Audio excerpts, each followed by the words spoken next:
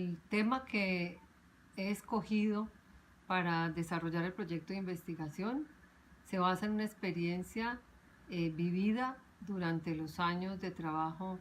en el gobierno de la Bogotá Humana. Es fundamentalmente lo que tiene que ver con las políticas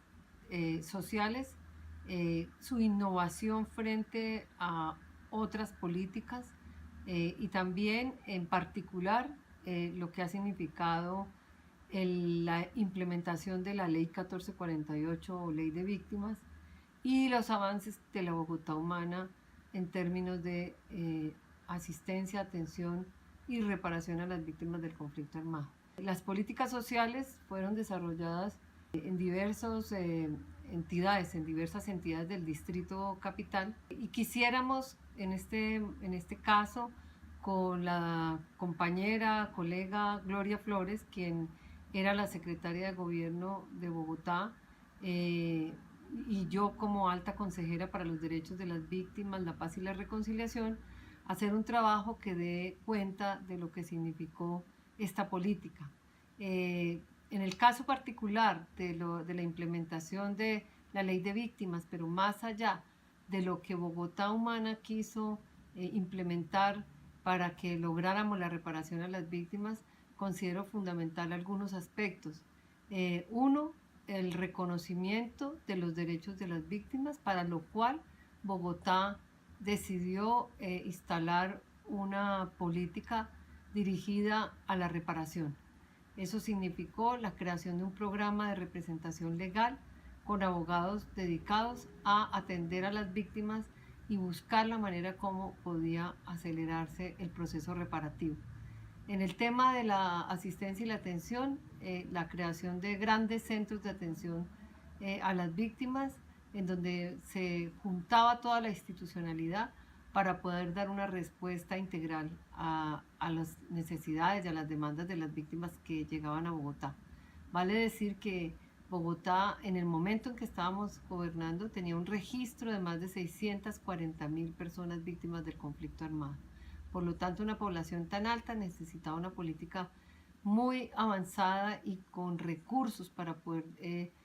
dar cuenta de algo positivo. En tercer lugar, todo lo que significó los procesos de reparación colectiva, que también fue una innovación propia de la ciudad, dado que la reparación colectiva y la reparación como tal es asumida por el gobierno nacional, pero nosotros quisimos cooperar con el gobierno nacional, avanzando significativamente en la selección de sujetos de reparación colectiva, entre los cuales había población indígena, población que había sido afectada desde la política estatal en relación con el sindicalismo, mujeres que habían sido revictimizadas por organizarse para luchar por sus derechos, y esto pues tendrá también toda una explicación y una argumentación importante en este trabajo de investigación. Bueno, son muchos los aspectos que habría que contar en el desarrollo de esta política pública, y también decir que Bogotá durante 3 años, los 3 primeros años, tuvo una calificación alta en la implementación de esta política. Hay un órgano que es la Unidad Nacional de Atención y Reparación a Víctimas, que es el órgano gubernamental nacional, que califica la implementación y califica a los municipios en su tarea, y en el último año tuvimos una calificación alta sobresaliente.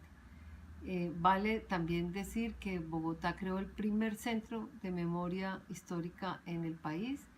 seguido de Medellín, que también cuenta con un centro importante, y que este centro significó para las víctimas un lugar de encuentro, un lugar de construcción de memoria, un lugar de reflexión. Bueno, la verdad, muchas cosas que decir y que contar en relación con lo que ha significado esta política. ¿Por qué escoger este tema para el proyecto de investigación y por qué en el marco de esta materia, en el marco de esta carrera, de esta maestría? Creo que es muy importante decir que nuestra maestría, que es una maestría enfocada a la paz, al desarrollo y a la ciudadanía, puede contar con un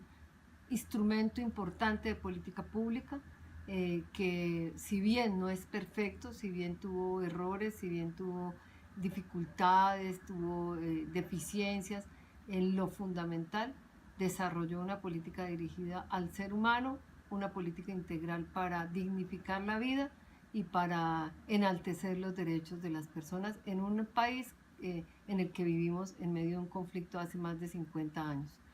Esa es la razón por la cual he escogido este tema y espero poderlo desarrollar conjuntamente con la compañera Gloria Flores, que tiene muchas cosas también que mostrar en perspectiva de temas como la población indígena en Bogotá, la población afrodescendiente, los habitantes de calle, y podríamos hacer un trabajo muy importante enfocado a la política pública de una ciudad que cada día crece más y requiere políticas dirigidas fundamentalmente al ser humano.